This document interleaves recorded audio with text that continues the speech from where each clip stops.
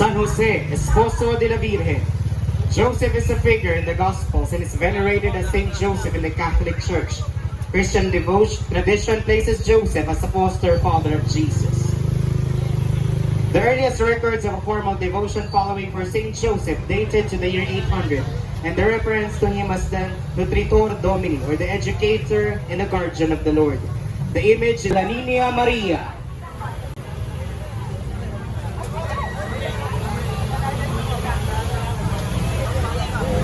The Philippines is known in the Catholic world as a Pueblo Amante de Maria, a Spanish phrase that literally means a bayang sumisinta kay Maria.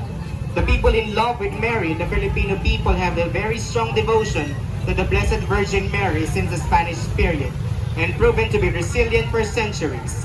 The image is under the care of Esposo speaks little of the life of the Holy Family in the years before Jesus' public ministry. Matthew and Luke narrates the episodes from the periods of Christ's life, and namely the circumcision and later presentation, and the flight to Egypt and return to the Nazareth, and the finding of the temple. Joseph and Mary are apparently observant Jews, as Luke narrates that they brought Jesus with them in the annual pilgrimage to Jerusalem. The image is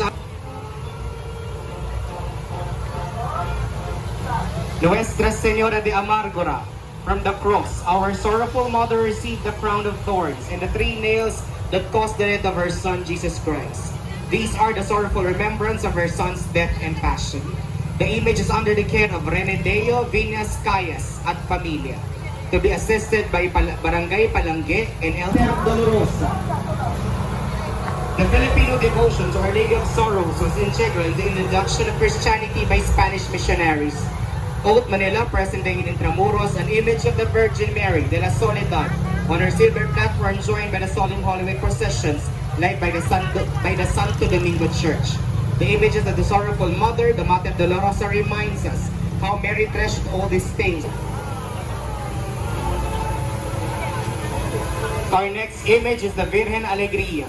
It's a depiction of Mary the Joy in the meeting of her son at dawn on the day of his resurrection.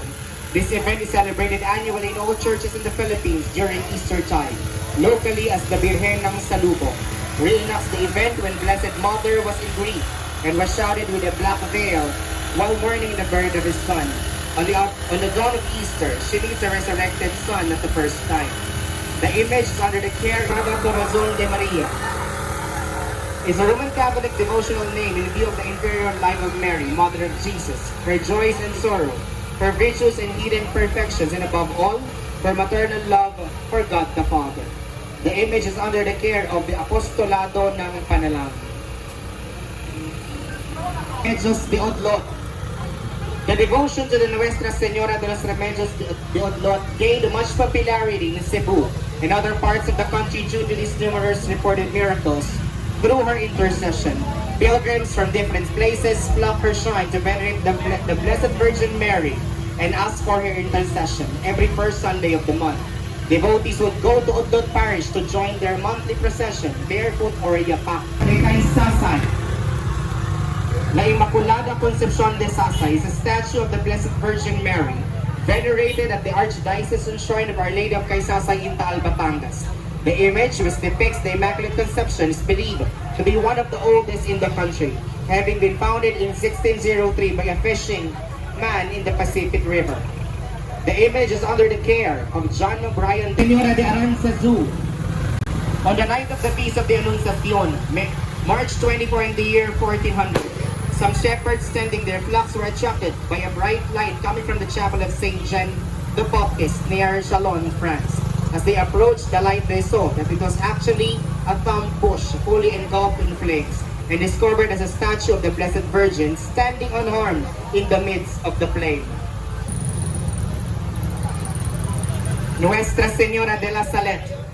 On the evening of Saturday, September 19, 1846, Maximin Gerard and Melanie Calvat returned to the mountain where they had been minding cows and reported seeing a beautiful lady on the mountain, weeping bitterly, that described her as sitting with her elbows, resting on her knees and her face buried. Señora de Lourdes.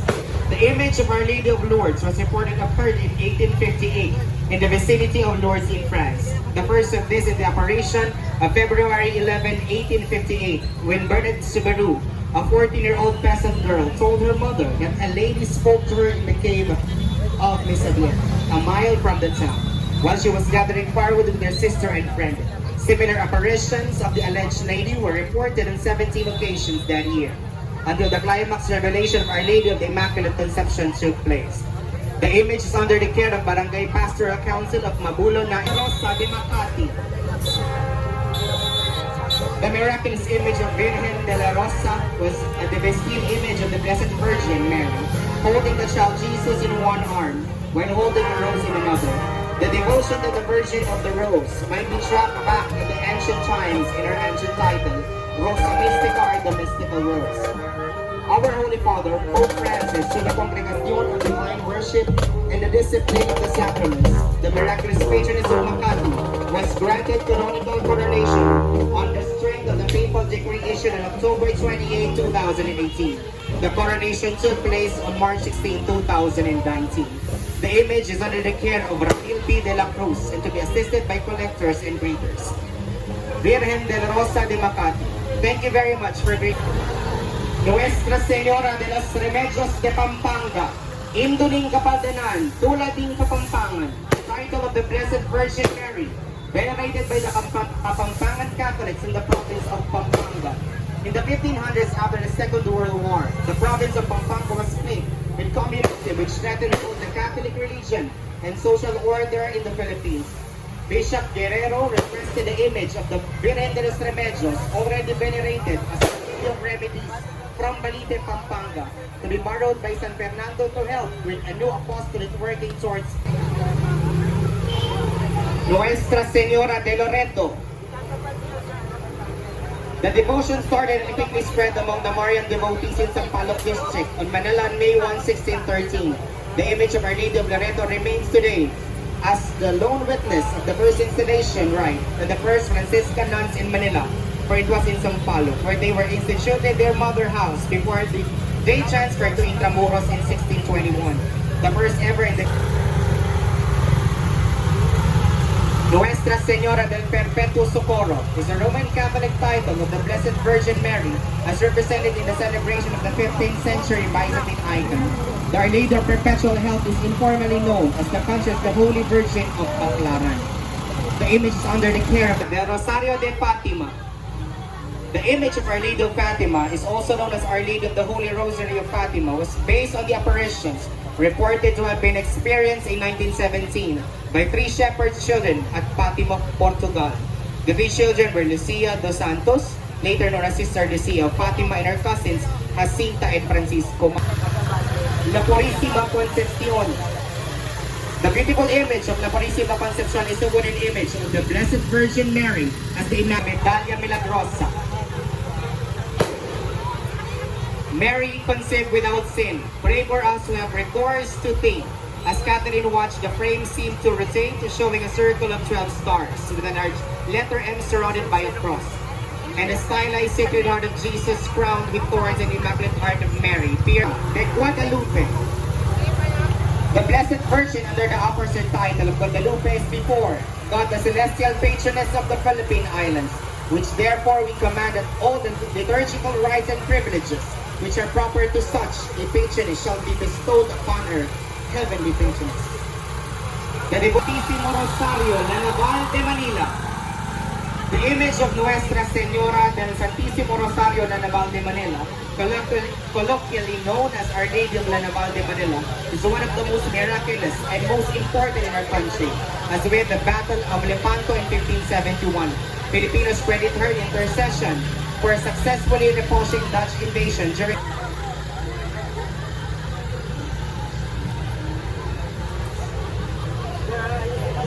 Nuestra Señora de la Soledad de Portabaga, Reina de Cavite.